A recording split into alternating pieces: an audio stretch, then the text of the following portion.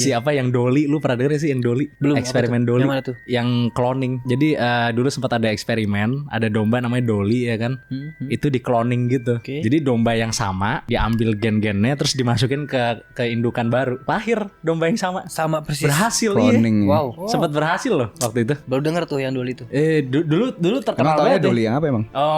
Nggak tahu yang mana. Tahu ya. Tahu.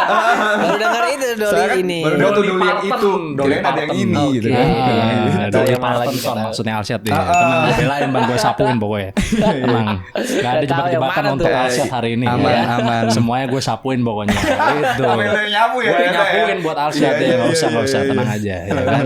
Jadi apa ya gitu. Itu dulu heboh banget dibahas sama semua orang dulu karena domba bisa di cloning. Jadi cuma identik ya.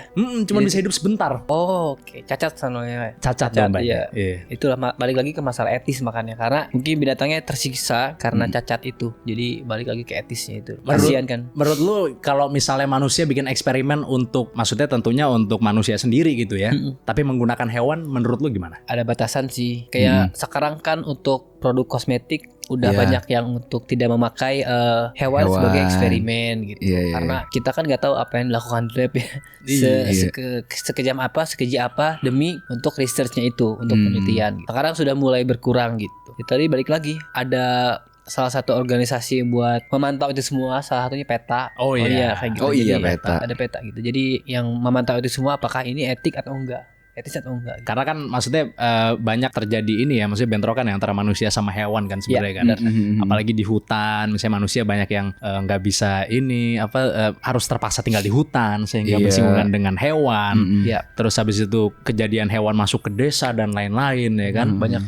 Yang bikin ya rakyatnya pasti merasa kayak yang salah hewan ya gitu. Padahal enggak, sebaliknya. Menurut lu siapa yang salah? Manusia apa hewan? Manusia dong yang punya akal, harusnya kan berpikir. Iya nggak sih? Kita kan punya akal, derajat kita lebih tinggi. Harusnya kita mikir kenapa ini bisa terjadi gitu. Kalau misalkan ada harimau yang turun ke pemukiman, pasti ada alasan gitu. Apakah hutannya sudah berkurang habitatnya?